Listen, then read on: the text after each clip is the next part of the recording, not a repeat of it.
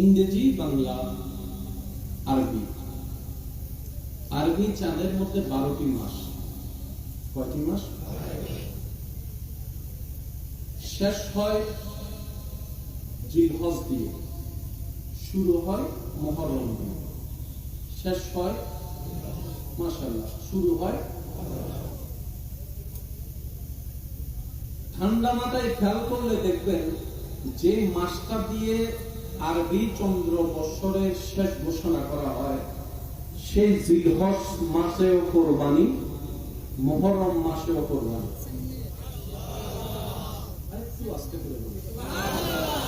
যারা আমার মতো গুনাহগার বেশি আছেন, গুনার পাল্লা ভারী, তারা একটু সুবহানাল্লাহ বলে নেকির পাল্লা ভারী করার চেষ্টা করবো ইনশাআল্লাহ। এবার মহব্বতের আওয়াজে বলে সুবহানাল্লাহ। জিলহজ মাসও কোরবানি,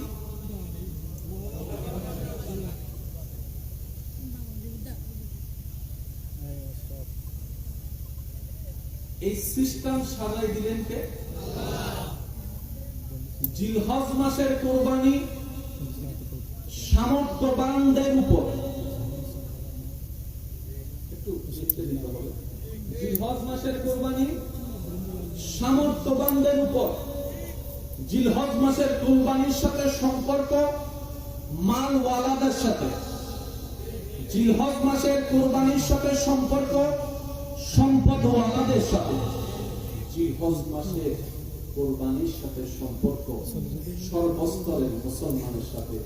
মুহররম মাসের কোরবানির সাথে সম্পর্ক সত্যিকার ঈমানদারদের সাথে।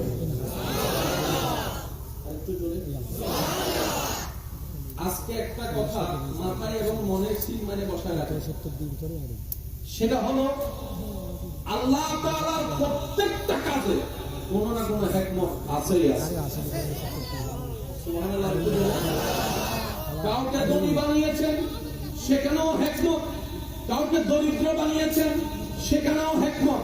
কাউকে দেখার চোখ দিয়েছেন, সেখানেও হিকমত। কাউকে দেখার জন্য চোখ দেয় নাই, সেখানেও হিকমত। তাই তো আশিকরা বলে আমার রব যেটাই করে যখন, সেটাই বান্দার ভালোর জন্যই করে। সুবহানাল্লাহ। আর আল্লাহর কুদরত বুঝার মতো ক্যাপাসিটি, মিলিমিটার জ্ঞান, ব্রেন আমার, আপনার, আমাদের কারো কাছে। বিরক্ত হচ্ছেন না তো? সিটিং একটা কথা আছে, আল্লাহর মাই ওয়াইতে বলে হয় কি শেষ রাইতে কি হয়। বাবা কথা বলেন না প্লিজ, আপনারা একটু বসেন। ওই পিছনের ভাইরা আবার বিরক্ত হয়ে যায়। এই তো মাশাআল্লাহ, এই যে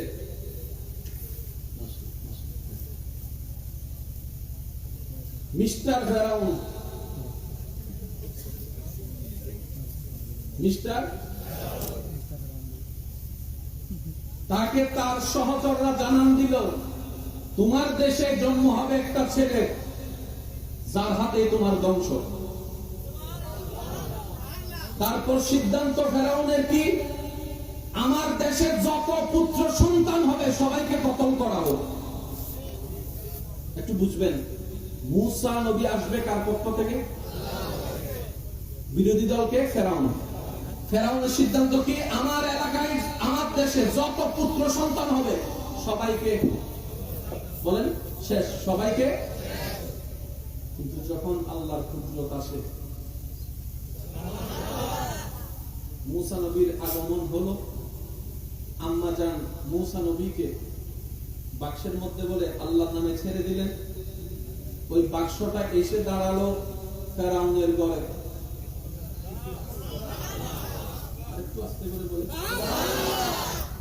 ওই বাক্সটা এসে দাঁড়ালো ফেরাউনের ঘরে। যাকে হত্যা করার জন্য ফেরাউন প্রস্তুত, আল্লাহ কুদরত দিয়ে সেই মূসা নবীকে তার ঘরে ঢুকাই দিলেন। এবার মা আলাদা, সন্তান আলাদা। মা তো মায়ের ঘরে, সন্তান তো এখানে। রব বলে যে আমার প্রেমিককে কষ্ট আমি দিব না। এবার বাচ্চার প্রেমে ওই ফেরাউনের অন্তরে আল্লাহ মায়া ঢুকাই দিল। এবার বাচ্চা যখন, শিশু বাচ্চা দুধের জন্য কান্না করছে, ফেরাউন অ্যানাউন্স করলো যতগুলা মা দুগ্ধ আছে সবাইকে আনা হোক। সব লাইনের ভিতরে মূসা নবীর আসল মাও চলে আসছে। যে আসে দুধ মুখে দেয়, মুসা নবীর মুখে দুধ নেয়। যাইতে যাইতে যাইতে যাইতে আসলেন আসল মা, মুসা নবী দুধ মুখে নিলেন। ফেরাউন বলে যে তোমারে লাগবে। আমি কি বুঝাতে পারছি কথাগুলো? আল্লাহর প্রেমে হারালেন, আবার আল্লাহ মিলাই দিলেন। ফেরাউনের বুদ্ধি চিন্তা যত প্ল্যানিং ছিল সব শেষ হয়ে গেল। সুবহানাল্লাহ জোরে বলি। কুদরত কার? হিকমত কার? আরেকটা আওয়াজ লাগবে, ইচ্ছা কার? আর ওই রবের বান্দা আমরা। সেজন্য আশিক বলে টেনশন তাদের হয় যারা রবের বান্দা হতে পারেনি, আর যারা সত্যিকার রবের বান্দা হতে পেরেছে তাদের কোনো টেনশন নাই, তাদের কোনো ডিপ্রেশন নাই, তাদের কোনো দুশ্চিন্তা নাই, তাদের পাওয়া না পাওয়ার কোনো আফসোস নাই। যার জ্বলন্ত বাস্তব প্রমাণ বিশ্ববাসীকে আঙ্গুল দিয়ে দেখাই গেলেন কারবালার ময়দানে ইমাম আলী মাকাম ইমাম হুসাইন রাদিয়াল্লাহু তাআলা চিৎকার দিয়ে বলেন, কোনো টেনশন আনি নাই, টেনশন তারপরে থাকার মতো ঘর নাই, টেনশন। জগৎ জিজ্ঞেস করে, ও ইমাম হোসেন, একটু না পাইলে আমরা যে টেনশন করি, আপনি তো কিছুই পাচ্ছেন না, টেনশন নাই কেন? টেনশন করার মতো যে যা আছে সব তো হবেন না।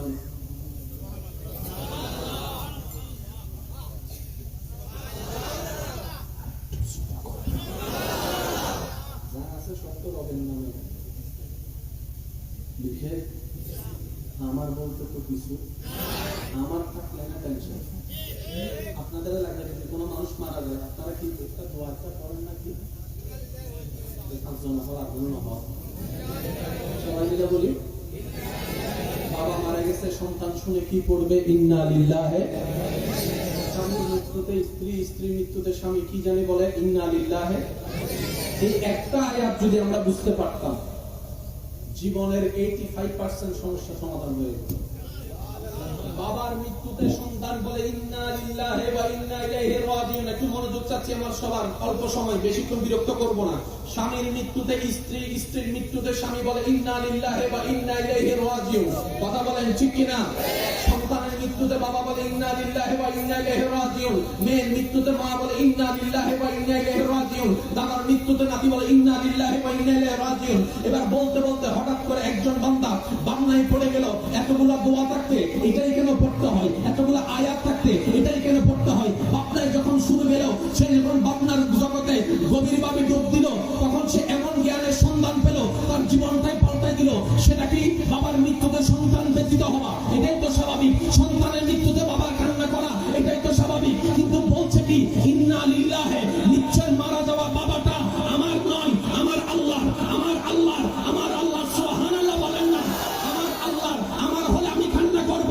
যার টাকা হারাই সে টেনশন করে, অন্যের টাকা হারালে তো আপনি টেনশন করার প্রশ্ন আসে না, কারণ টাকাটা তো আপনার নয়। এবার সন্তানের মৃত্যুতে বাবা বলে ইন্না লিল্লাহি। নিশ্চয় আমার সন্তানটা আমার হওয়ার আগে আমার আল্লাহর হয়েছে, ওয়া ইন্না ইলাইহি রাজিউন। যার সম্পদ তার দিকে ফেরত দিয়েছে, আমার টেনশন করারও দরকার নাই, মন খারাপ করারও দরকার নাই। এবার বলেন সবকিছু কার?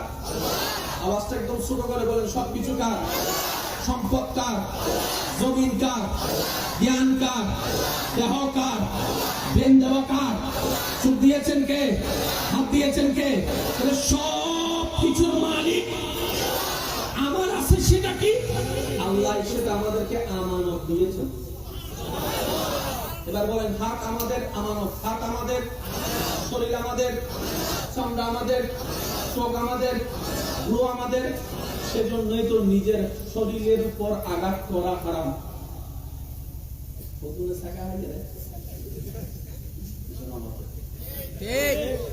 কষ্ট সহ্য করতে না পারে নিজের হাতে মারে। এটা কি? বলেন এটা কি? কেন? আল্লাহ বলে যে সম্পদ তোর নয়, সম্পদ আমার, তোকে আমানত দিয়েছি, আমানত দিয়েছি। মালিক তোকে বানাই নাই, আমানত দিয়েছি ব্যবহার করার জন্য। বলেন না সুবহানাল্লাহ। এবার যে বান্দার মনে চিন্তায় ব্রেনে সকাল সন্ধ্যায় সবকিছুতে বলে সব আমার আল্লাহ, আর কি জোরে বলি? এবার বলেন তাদের আর কোনো টেনশন, তাদের আর কোনো দুঃখ, তাদের হারানোর ভয়, পাওয়ার লোক। এবার এই থিওরি দিয়ে আপনি সমস্ত নবী রাসূলকে দেখেন, সমস্ত সাহাবাকে দেখেন, সমস্ত আহলে বাইতকে দেখেন, সমস্ত আল্লাহর ওলিদেরকে দেখবেন, দেখবেন একজন শাহজালাল, একজন বান্দা নামাজ বেরিয়ে নামাজ, আর আপনি আমি রাত্রি রাস্তাতে একসঙ্গে খুব করতে কিরে যায় তার বাস্তব না বাস্তব আপনারা বলেন না। পার্থক্যটা কোথায়? টেনশন হয়, মন খারাপ হয় এখান থেকে, আশা করি একটু মনোযোগ দিবেন, এখান থেকে এই দুইটা জায়গায় হচ্ছে টেনশনের কারণ, মন খারাপের কারণ, দুশ্চিন্তার কারণ। এই দুইটা জায়গার মধ্যে যারা আল্লাহর সন্তুষ্টি বসাতে পেরেছে, যার যত শক্তি আছে একবার বলেন তো সুবহানাল্লাহ। এবার বুঝতে পেরেছেন এজিদের কেন টেনশন ছিল, ইমাম হুসাইনের কেন টেনশন ছিল? টেনশন করছে কে? এজিদে। টেনশন ছাড়া ছিল কে? ইমাম হুসাইন। বলেন না টেনশন ছাড়া কে ছিল? আমিও নাই, টেনশনও নাই। আমার মনে হয় আওয়াজটা আপনারা একটু বড় করে দিতে পারবেন বলে সুবহানাল্লাহ। আল্লাহ আমাদেরকে সেই নিয়ামত দান করুন, ওই নিয়ামতের মালামাল হয়ে মালিকানার তৌফিক দান করুন। রবের প্রেমে, নবীর প্রেমে জীবন উৎসর্গ করার মতো ঈমানি জজ্বা আল্লাহ আমাদের সবাইকে নসিব করুন। আর একটু জোরে বলেন ইন্না লিল্লাহি। এটা কারা বলে? আল্লাহ পাক বলে আল্লাযিনা সাবারু, যারা সবর করে, যারা এই সবর করে ইন্নাল্লাহা মা'আস সাবিরিন, আমি রব ওদের সাথে আছি। সবরকারী কি বলে? ইন্না লিল্লাহ বলে। আর সবরকারীর সাথে আমি আল্লাহ আছি। কাল ওই কারবালার ময়দানকে যদি ঠান্ডা মাথায় অ্যানালাইসিস করেন, ইন্না লিল্লাহি ওয়া ইন্না ইলাইহি রাজিউন শোনা গিয়েছে ইমাম হুসাইনের কাফেলা থেকে। পাওয়ার পরেও ধৈর্য ধরেছিল হুসাইন। সুবহানাল্লাহ বলি। আল্লাহ আমাদের সবাইকে একটু আমল করার তৌফিক দান করুন। কষ্ট হচ্ছে না তো ভাই আপনাদের? আর মাত্র 5 মিনিট আছে, তারপর আমি আপনাদের থেকে বিদায় নিচ্ছি। কষ্ট আরো আধা ঘন্টা? ও বাজি। আচ্ছা এবার আসুন, আল্লাহর প্রত্যেকটা কাজে কি আছে একটু বলি না। একমাত্র আছে আল্লাহর প্রত্যেকটা কাজে কি আছে বললাম না। এখানে আমি একটু দোয়া চাচ্ছি। কারবালার ময়দানে ইমাম হুসাইন রাদিয়াল্লাহু আনহু কি হয়েছে? শাহাদাত। কি বলি কি হয়েছে? বিষ প্রয়োগের মধ্যে ইমাম হাসান কি হয়েছে? শাহাদাত। নবী কিন্তু শহীদ হন নাই, নবীর আল হয়েছে। তাই ওলামা ইকরামের জবানে আপনারা শুনেছেন ইমাম হুসাইন হাসান রাদিয়াল্লাহু আনহু নবীজি নিজের সন্তান বলতেন।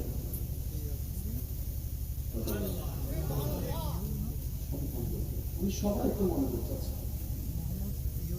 শহীদ এটা এমন একটা মর্তবা, মর্যাদা, এটার ডেফিনিশন দেওয়ার ক্ষমতা কারণে এটা হচ্ছে বেনিফিট, বেতন। কিন্তু শহীদ যারা হয়েছে ওনারা বেতনের লোভে হয় নাই, প্রেমের কারণে হয়েছে। ওনারা বলে জানটা যদি রবের নামে দিতে পারি এর চেয়ে বড় সৌভাগ্য আমার কি হতে পারে? যিনি জান দিয়েছেন ওনার নামে তো জান কোরবান হয়েছে। এটা হচ্ছে প্রেমের ডিমান্ড। জান্নাত যেটা দিবেন সেটা হচ্ছে যে প্রতিদান অথবা গিফট। এবার এই যত শহীদ হয়েছেন আমি একটু মনে চাচ্ছি, বদরে, উহুদে, খন্দকে যতজন শহীদ হয়েছেন সবাই কার কথাই অনুপ্রেরিত হয়েছে?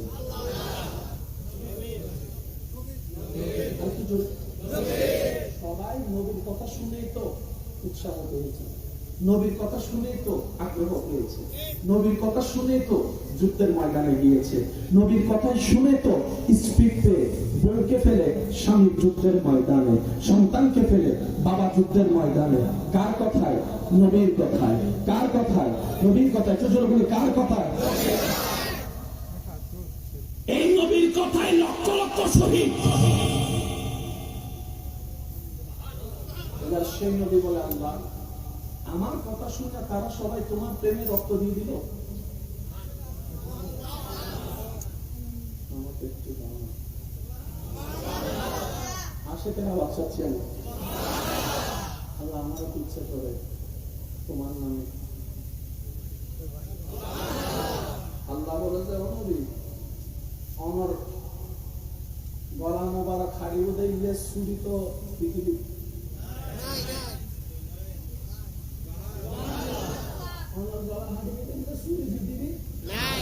আর অনর কুকুর উদ্দি বইয়ের গলা হাড়ি বুঝে ইল্লে বাফর ফুটো তো নাই নবী হত্যাল্লাহ কি তোদের শহীদ নইতাম না আর মনে সাবধান আল্লাহ শহীদের লাই আল্লাহ আর নবীর দোয়া কবুল করিয়ে রে নবীদের শাহাদাত স্বাধীন দিয়ে দে দুইজনের মাধ্যমে গলদি ইমাম হাসান আর গলদি ইমাম হুসাইন এবার হন বাফর আব্বাই নাহাজ বলে দেখো না কিন্তু বহু কয়েকদিন মারে দিন বাজে আবাসি গোসল করলে আর কেন জোর হন বাবার আব্বাই নাহান করে দেখো না দাদার আব্বাই নাহান করে হনে নাতিয়ে নবী হতি না ফুয়া আর কেন জোর হন না ইমাম হাসান হলো হত্যা ফুয়া হুসাইন হলো হত্যা ফুয়া আল্লাহ হত্যা নবী হুসাইন মিন্নি ওয়া আনা মিন হুসাইন শাহাদাতের মর্যাদা হাসান হুসাইনের মাধ্যমে আল্লাহ আর কেন জোর হন তিন বাদে হিকমত খা কেন জোর হন হিকমত খা এবার মজার বিষয়টা শুনেন এখন 2000 কত স্যার এখন তো ফোন দিতে অভাব নাই এখন ফোন দিতে অভাব ফেসবুক খুললেই ফোন দিই চাঁদ দোকানে বসলেই ফোন দিই তো ফোন দিতের ভিতরে একজন হলো তো বলতো আল্লাহ মাফ করুন মোহাম্মদ শহীদের কথা বলে সবাইকে মাঠে নামাই দিচ্ছে বলার সুযোগ তো আছে মোহাম্মদ শহীদের প্রেম বুঝে অন্যের ছেলেদেরকে মাঠে নামাই দিচ্ছে নিজের গোলাকে শহীদ হতে দেয় নাই অপবাদ একটা দেওয়ার সুযোগ ছিল আল্লাহ পাক বলে অপবাদ দেওয়ার সুযোগ দিব না নবীর পরিবার থেকে হাসান ও শহীদের দলে হুসাইন ও শহীদের দলে আলে মোহাম্মদ অনেকজন শহীদের দলে যোগ দিয়েছেন সুবহানাল্লাহ আল্লাহ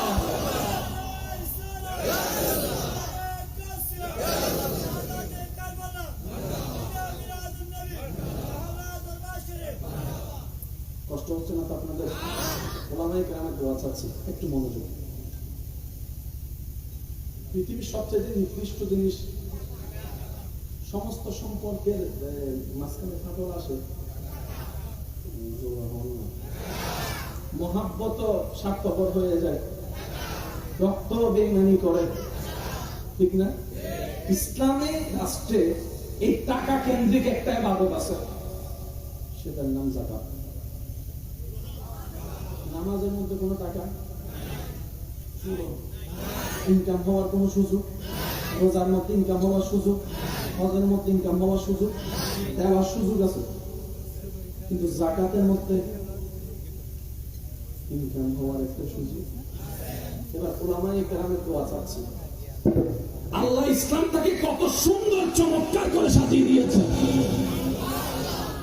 যাকাতের ফয়সালা এসে নবী বললেন উম্মতে রাসূল সামর্থ্যবান হলে যাকাত দিবে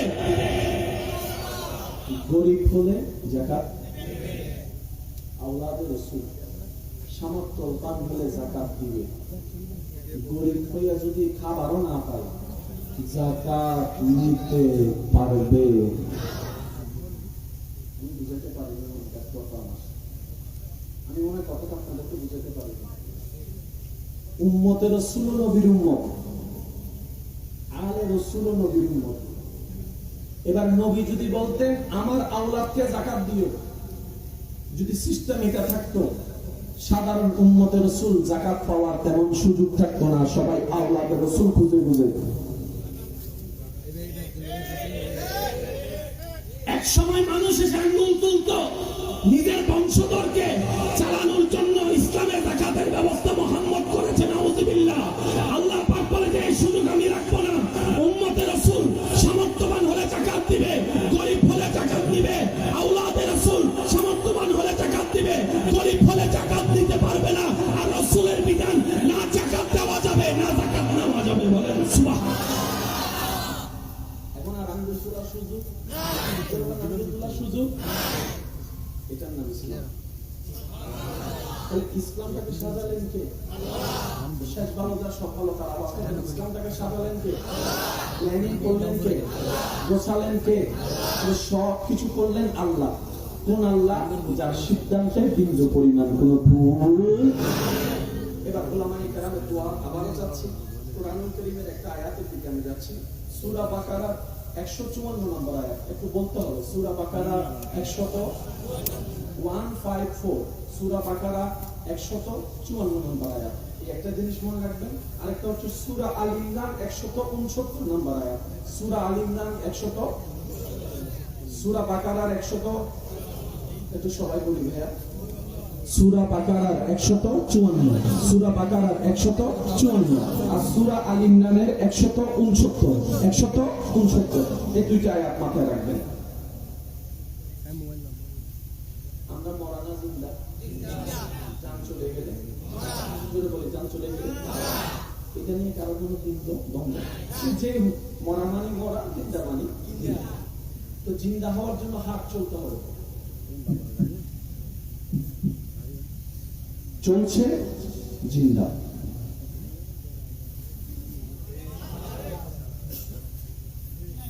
পালস চলছে জিন্দা, পালস নাই, পালস নাই, হার্টবিট নাই, চোখের কম্পন নাই, নিঃশ্বাসের আসা যাওয়া নাই, মরা। এইটা নিয়ে কারো কোনো দ্বিমত আছে? একটু জোরে বলেন, কারো কোনো দ্বিমত আছে? কল্লা কেটে গেল, মরা। কলিজা বের হয়ে গেল, মরা। মাথার মগজ বের হয়ে গেল, মরা। কিডনি দুটা বের হয়ে গেল, মরা। রক্ত সব বের হয়ে গেল, মরা। এই মরা নিয়ে কারো কোনো দ্বিমত? কিন্তু সেই মৃত্যুটা যখন রবের প্রেমে হয়,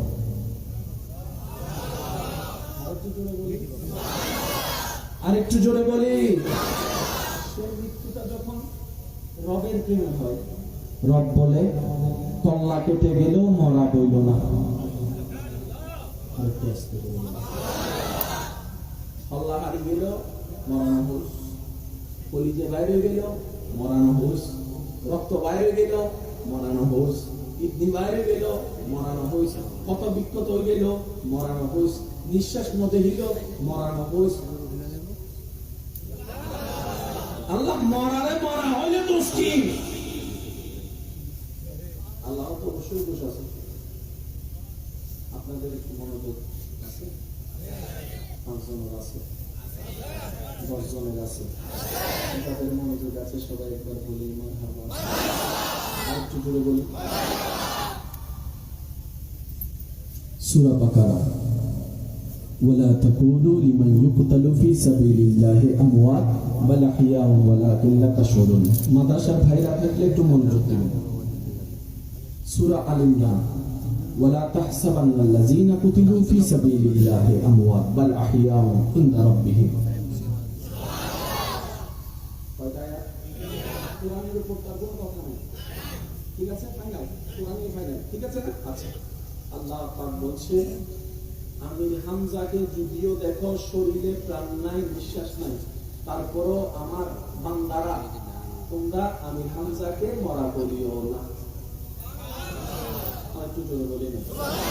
যদিও ইমাম হোসেনকে গর্দান কর্তৃত দেখো, নিঃশ্বাস না চলতো দেখো, হার্টবিট বন্ধ দেখো, তারপরও হোসাইনকে তোমরা মরা বলিও না। বলেন না সুবহানাল্লাহ। বাকারায় বলে বলিও না। এবার বলেন বলে কি দিয়ে? জোরে হন না, আরো জোরে বলেন। বলে কি দিয়ে? বলা দুই প্রকার, মনে রাখবেন। একটা মুখের বলা আর একটা মনের বলা। এখন বুঝবেন, মুখে বলছেন না হবে উড়ে গেলায় ভালোবাসি, মুখে জীবের আনা সিডিংকে বাসা থেকে তেল মারেন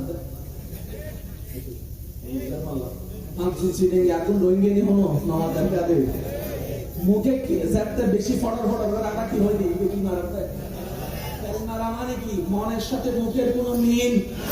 বলা দুই প্রকার, একটা মুখের বলা, একটা মনের বলা। আল্লাহ পাক মুখের মধ্যে তালা লাগায় বাকারায় বলছে, আমার রাস্তায় যারা শহীদ হয় ওয়ালা তাকুলু তাদেরকে তোমরা মুখ দিয়ে মৃত বলিও না। আর সূরা আল ইমরানে বলে লা ওয়ালা তাহসাবান্নাল্লাযিনা কুতিলু, বলা তো দূরের কথা, মনে মনে কল্পনাও করবি না। মুখ আল্লাহ তাআলা আগে দিবেন কি সম্পর্কে? মরা বলা যাবে না। সুবহানাল্লাহ। মরারে মরা বলে খুশি কত বলতে তিনি আল্লাহ মরা দিন সত্য তো আজ নাই দেখো মরানো হইল না। আল্লাহ আমাদের হুন্ডি কেনছে বলছিলেন সা ইবে মসজিদে আল্লাহ और जोर से कहो या सुभान अल्लाह। আল্লাহ পাক বলে সে মরেছে আমার জন্য, আর আমি হচ্ছে হায়াত দাতা, আমি হচ্ছে জীবন দাতা। আমি রব যখন চাই তখন পাথরের ভিতর থেকে ও বের করে দিতে পারি জিন্দা অবস্থা। যারা আমার জন্য মরে ওয়ালা তাকুলু তাদেরকে মৃত্যু বলিও না। কেন? ওয়ালা হুয়াউন ওয়ালাকিন লা তাশউরুন, তারা যেখানে আছে যে অবস্থায় আছে আমি আল্লাহ কুদরতি ব্যবস্থাপনায় তাদেরকে জিন্দা করে রেখেছি বলে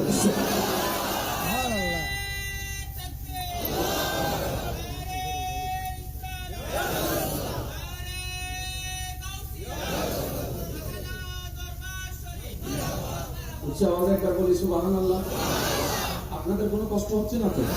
একটু মহব্বতের আওয়াজে বলি মারহাবা।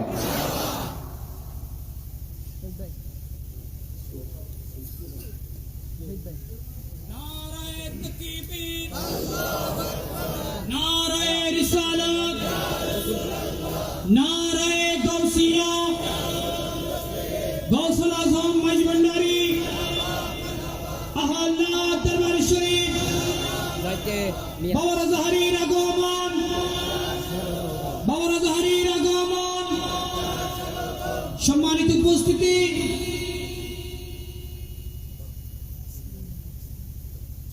আল্লাহুম্মা সাল্লি মাওলানা মুহাম্মদ ওয়া আলা আলি মাওলানা। উচ্চারণ একবার বলি মারহাবা। আমি মাদ্রাসা এবং স্কুল কলেজ ভার্সিটির ভাইদের একটু মনোযোগ আকর্ষণ করছি, কারণ আপনারা তো দেশেরও ভবিষ্যৎ, ইসলামেরও ভবিষ্যৎ। প্রত্যেকটা নাতির ভিতরে দাদার স্বপ্ন, একটু জোরে বলি, প্রত্যেকটা সন্তানের ভিতরে মা বাবার স্বপ্ন, আর প্রত্যেকটা এই তরুণ প্রজন্মের ভিতরে দেশের স্বপ্ন ঢুকায়িত আছে না নাই? আমি সবার একটু মনোযোগ চাচ্ছি। চোখে দেখছি মরা, রব বলবে মরা বলিস না। এরা বললে কি হবে? আল্লাহ পাক বলে যেহেতু তুই আমার হুকুম অমান্য করেছিস তুই আমার দুশমন। আমি মনে বুঝতে পারছি না কথাটা আসলে। আল্লাহ পাক বলে যে আমি হামজারে মরা বলবি না, সুপ্রিম কোর্টের রায়।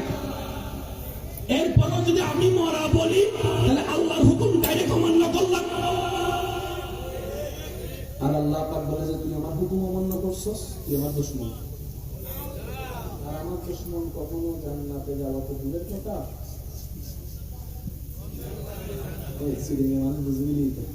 জান্নাতে যাওয়া তো দূরের কথা, দূর থেকে জান্নাতে তারাই যাবে যারা আমার রহমত পাবে। আর একটু জোরে বলি, আশা করি শব্দটা একটু খেয়াল করলে বুঝতে পারবেন। আল্লাহ পাক বলে জান্নাত সবাই চায়, আর জান্নাতে তারাই যাবে যারা আমার রহমত পাবে, যারা আমার রহমত পাবে। তাই তো কোরআন বলে ওয়ামা আরসালনাকা ইল্লা রাহমাতাল লিল আলামিন, রহমতের ভান্ডার আমি আপনার নবীকে বানিয়ে দিলাম। সুবহানাল্লাহ। মরা বলিও না, মরা মনে করিও না। কেন?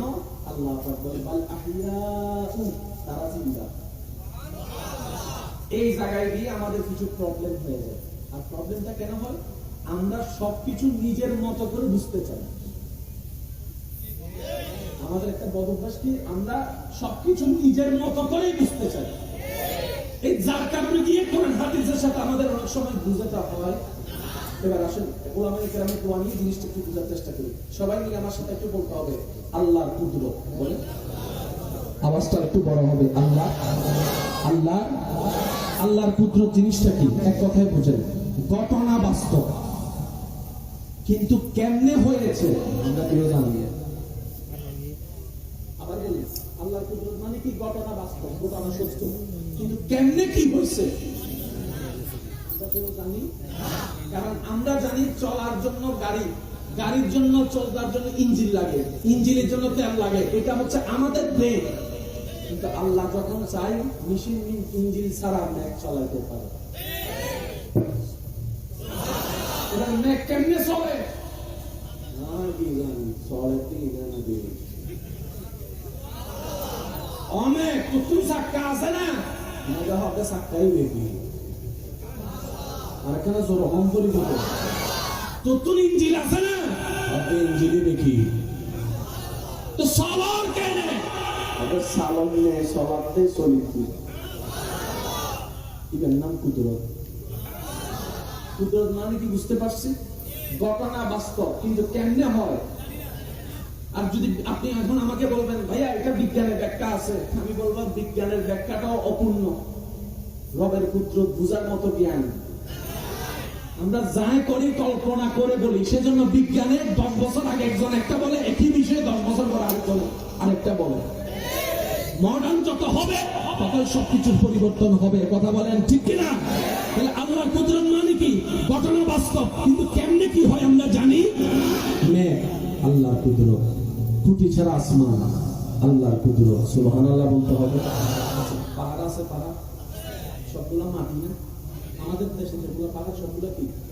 এবার আপনি আমি সবাই মিলে করেন 10 বছর এখানে একটা মাটি জমা, স্তূপ বড় হবে।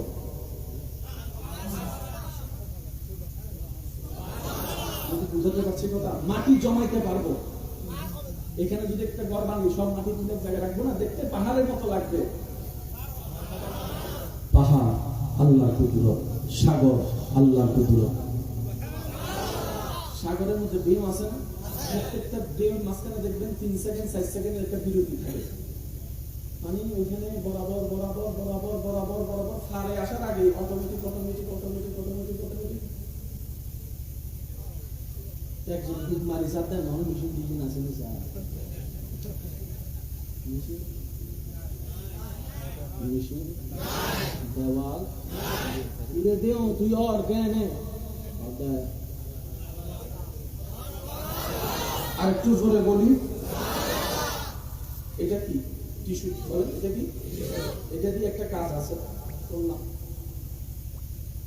এটা কি টিস্যু? দূরো দূরো প্রেসিডেন্টের মানুষ না মাথায় ইয়ে কি সাইয়েন্দি কি করিবেন গরম আর বতারে দিন হাত দিন কি করিবেন গরম তুই গর্ব কি করবি আমি কোন কাজ হবে? জোরে বলেন না, কোন কাজ হবে? এক বিন্দু পানি দিয়ে, এক বিন্দু সিমেন্ট দিয়ে দালান করা যাবে? আওয়াজটা বড় লাগবে। দালান করা যাবে, ইট জোড়া লাগানো যাবে, এক টুকরো আপনার লোহা দিয়ে বিল্ডিং তোলা যাবে? আরো জোরে বলেন যাবে? এক ফোঁটা দুধ দিয়ে আপনার দুধের সময় রান্না করা যাবে? অসম্ভব, অসম্ভব, অসম্ভব। কিন্তু সেই এক ফোঁটার প্রতি যখন রব্বুল আলামিনের নজর পড়ে যায়, খুলিকা মিম্মা ইনদাফিক ইয়াখরুজু মিন বাইনিস সুলবি ওয়াত তারাইব। আমি আমার বাবার থেকে মায়ের পেটে গেলাম এক ফোঁটা পানি হয়ে, আপনি আপনার বাবার থেকে মায়ের পেটে গেলেন এক ফোঁটা পানি থেকে। ওই পানি থেকে আল্লাহ তাআলা আমাদের বডি বানিয়ে দিল। সুবহানাল্লাহ বলতে থাকেন, সুবহানাল্লাহ, সুবহানাল্লাহ। ওই এক ফোঁটা পানি থেকে মাথা হয়ে গেল, চোখ হয়ে গেল, নাক হয়ে গেল, জিহ্বা হয়ে গেল, ঠোঁট হয়ে গেল, দাঁত হয়ে গেল, বুক হয়ে গেল, কোমর হয়ে গেল, হাঁটু হয়ে গেল, পা হয়ে গেল। ওই এক ফোঁটা পানি থেকে মানবের পুরো শরীর হয়ে গেল। জগৎ বলে এক ফোঁটা পানি থেকে কিভাবে হয়? রব বলে এটাই তো আমার কুদরত। কুদরত মানে কি? সত্য না একটা গুণ। ওই আল্লাহর হাজারটা কুদরতের একটা কুদরত হচ্ছে শহীদদেরকে জিন্দা রাখা।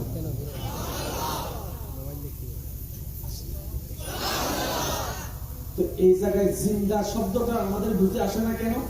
আমরা জিন্দা মানে মনে করি অক্সিজেন লাগবে, ওই জিন্দে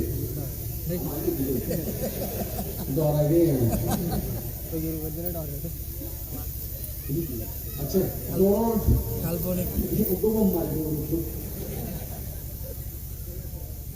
বললাম কি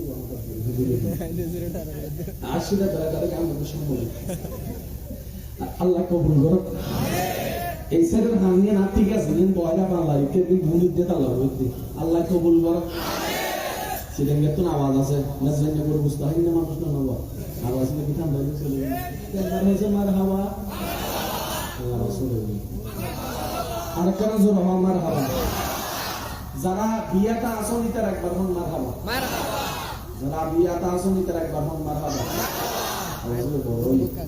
বিয়াটাও মাঝখানে ডুবিয়ে গিয়ে বিয়া তো বিয়ে সে বেগুন একবার হন মারহাবা আরেকটু জোরে বলেন মারহাবা আল্লাহ কবুল করুন একটু বুঝবেন জিন্দা থাকার জন্য অক্সিজেনের দরকার নিঃশ্বাস নেওয়ার দরকার এখন একটা মানুষকে যখন আমরা মাটির মধ্যে কবরে ঢুকাই দিই আমাদের বিবেক বলে হাউ ক্যান পসিবল কারণ অক্সিজেন তো ঢুকে এবার একটু জিনিস বুঝেন মায়ের পেটে কি আমরা ছিলাম না ভাই বলেন না ছিলাম না মরা নাকি জিন্দা জোরে বলি মরা না জিন্দা নিঃশ্বাস কি নিতে পারছি নিঃশ্বাস কি নিতে পারছি কারণ যারা বিবাহিত তারা জানে সন্তান যখন মায়ের পেটে থাকে বলে নিঃশ্বাস তারপর আবার হয়ে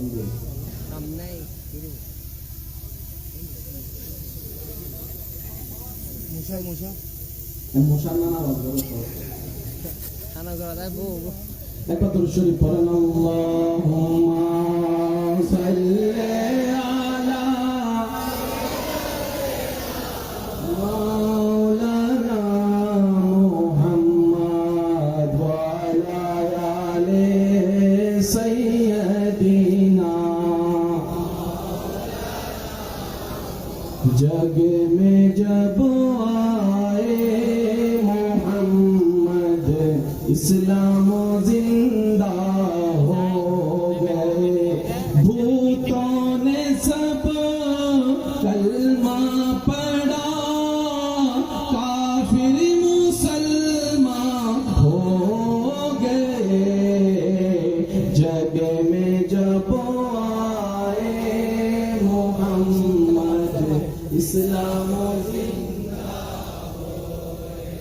আওয়াজটা একটু বড় দিবেন আমরা এখন মরানা জিন্দা মায়ের পেটে রূহ জগতে রূহ জগতে কেমনে জিন্দা ছিলাম আল্লাহর কুদরত মায়ের পেটে আমরা কেমনে জিন্দা ছিলাম আল্লাহর কুদরত এখন কিভাবে জিন্দা আছি আল্লাহর কুদরত কবরে কিভাবে জিন্দা থাকবো আল্লাহর কুদরত হাসরে কিভাবে জিন্দা থাকবো আল্লাহর কুদরত জান্নাতে কিভাবে জিন্দা থাকবো আল্লাহর কুদরত জিন্দা আছে সেটা জানি কেমনে কেমনে জানে কে শেষ অনেক ইনশাআল্লাহ আমাদের দায়িত্ব কি জিন্দা মানা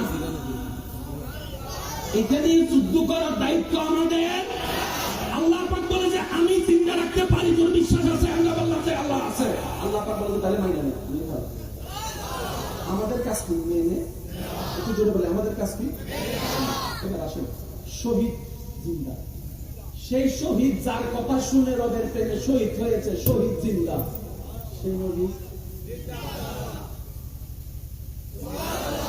সেই নবী तू जिंदा है वल्लाह तू जिंदा है वल्लाह तू जिंदा है वल्लाह मेरे चश्मे आलम से चुप जाने वाले জিন্দা কিভাবে জোর করেন না এবার চমৎকার একটা আয়াত আমরা একটা দোয়া করি না আল্লাহ রিজিক বাড়াই দাও রিজিক মানে কি বেশিরভাগ মানুষের মধ্যে রিজিক মানে যদি হনুমিককে জায়গায় দোয়া করে আল্লাহ এটারে করে রিজিক বাড়াই দাও তার মানে কি আল্লাহ গত বছর তারারে তুই 50 বস্তা চল দিও এই বছর 100 বস্তা বেড়ে দাও অর্থ ইয়ান না রিজিক মানে আল্লাহর প্রত্যেকটা রহমত রিজিক মানে আল্লাহর প্রত্যেকটা রিজিকের জন্য দোয়া করা মানে আল্লাহ তার চোখের দৃষ্টি তুমি আরো বাড়াই দাও, আল্লাহ তার জ্ঞান তুমি আরো বাড়াই দাও, তার শরীরটা সুস্থ করে দাও, তার ইনকামে বরকত করে দাও, তার খাবারের মধ্যে বরকত করে দাও, তার পরিবারে বরকত করে দাও, তার সন্তানে বরকত করে দাও, তার সন্তানের স্বভাব চরিত্রের মধ্যে বরকত করে দাও, তার ইবাদতে বরকত করে দাও, তার নামাজে বরকত করে দাও, তার রোজায় বরকত করে দাও, তার সম্পদে বরকত করে দাও। আল্লাহ তার জন্য তুমি যত ধরনের রহমত রাখছো সব রহমতে বরকত করে দাও। এটার নাম কি? একটু সবাই বলি এটার নাম কি? এটার নাম কি? আমির হামজাকে নিকট দেখা পড়ে আছে, আল্লাহ পাক বললেন না বলিস না, কারণ আমার প্রেমে হচ্ছে তো, যে আমার প্রেমে পড়ে সে মরা না। এবার আসুন, আমি 2 মিনিট নিয়ে আপনাদের কষ্ট হবে না তো? সূরা আল ইমরানের 164 নম্বর আয়াত, বাল আহিয়াউ, তারা জিন্দা। আল্লাহ কোথায় জিন্দা? আল্লাহ পাক বলে ইনদা রাব্বিহি, আমি আল্লাহর কাছে জিন্দা। আল্লাহ আমার ওনার দেহ আমরা মাটিতে এনে রাখছি। আবার বলছি সূরা আল ইমরান 169 নম্বর আয়াত, ইনদা রাব্বিহি, আমি রবের নিকট তারা জিন্দা। শুধু জিন্দা নয়, ইউরজাকুন, আমি আল্লাহ প্রতি মুহূর্তে তাদেরকে রিজিক দিচ্ছি।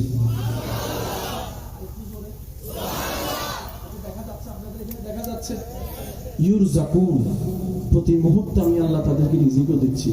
তোরা তো মার আবাইবা বসে রয়েছিস, আমি রিজিকও দিচ্ছি। তো দুনিয়াতে যতক্ষণ থাকে ততক্ষণ খাবারের দরকার, একটু জোরে বলি না ভাইয়া, দুনিয়ায় যতক্ষণ শরীরে সুস্থ শক্তির জন্য খাবারের দরকার, কবরে তো খাবারের দরকার নেই। নামাজ আছে না, এটা কতক্ষণ পর্যন্ত? যতক্ষণ নিঃশ্বাস বেরিয়ে না হয় ততক্ষণ পর্যন্ত নামাজ। কবরে গেলে কিন্তু আপনার নামাজ পড়ার সুযোগ, জান্নাতে নামাজ পড়ার সুযোগ, আমলের জায়গা হচ্ছে দুনিয়া। আর জোরে বলি না রে ভাই, আমরা দুনিয়াতে যে আমল করছি হাসরে সেটা আমাদের শুধু সাবমিট করতে হবে, আল্লাহ এটা করছে, এটা করছে, এটা করছে। আল্লাহ পাক বলছে ইউরজাকুন, তারা যেখানে আছে আমি আল্লাহ রিজিক দিচ্ছি।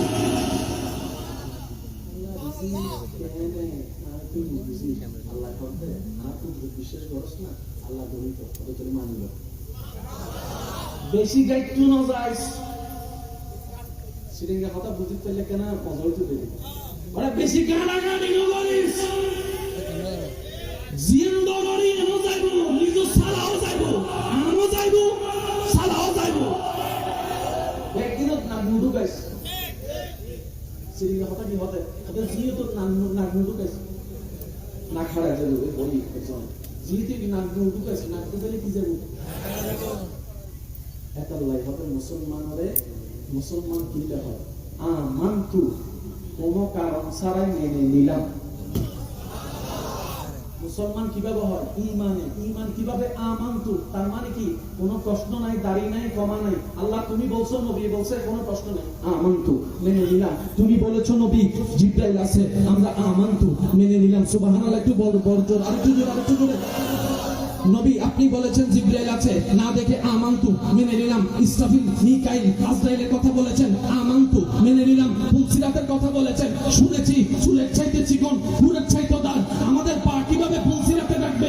ব্রেন বলে অসম্ভব, কিন্তু মুসলমান আমরা আমান্তু, মেনে নিলাম। আরেকটু জোরে বলি।